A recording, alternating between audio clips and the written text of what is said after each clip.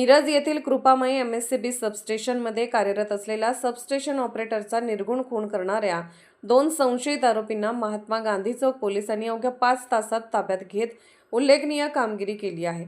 या प्रकरणी महात्मा गांधी चौक पोलीस ठाण्यात भारतीय न्याय संहिता कलम 103(1) अन्वये गुन्हा दाखल करण्यात आला आहे। मयत सुधीर पंडित लाटवडे वय 40 राहणार शिंदेवाडी तालुका कवठेमहांकाळ हे कृपामयी एमएससीबी सबस्टेशन मध्ये ऑपरेटर म्हणून कार्यरत होते। 29 जुलै रोजी रात्री ड्युटीवर असताना त्यांच्या डोक्यावर व चेहऱ्यावर लोखंडी बारसासारख्या हत्याराने वार करून त्यांचा खून करण्यात आला।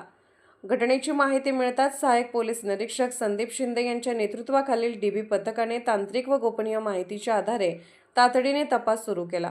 तपासादरम्यान सौरभ संतोष निकम वय 23 राहणार बेडग मिरज आणि विनायक विक्रम सावंत वय 22 राहणार बागणी तालुका वाळवा यांना संशयित म्हणून ताब्यात घेण्यात आले।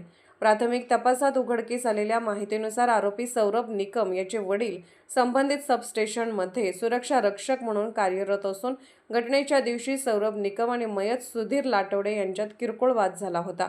त्याच रागातून सौरभने साथीदार विनायक सावंत यांच्या मदतीने सबस्टेशनच्या ऑपरेटर रूममध्ये जाऊन लोखंडी बारने वार करून खून केल्याचे तपासात निष्पन्न झाले आहे। या गुन्ह्याचा तपास सहाय्यक पोलीस निरीक्षक संदीप शिंदे यांच्या मार्गदर्शनाखाली सुरू असून अवघ्या 5 तासात आरोपींना जेरबंद करून गुन्ह्याचा उलगडा केल्याबद्दल महात्मा गांधी चौक पोलीस ठाण्याच्या पथकाचे कौतुक होत आहे। अशाच ताज्या, वेगवान आणि विश्वासार्ह बातम्यांसाठी वाचत रहा SMK लाईव्ह न्यूज। गुन्हा जिथे SMK न्यूज तिथे।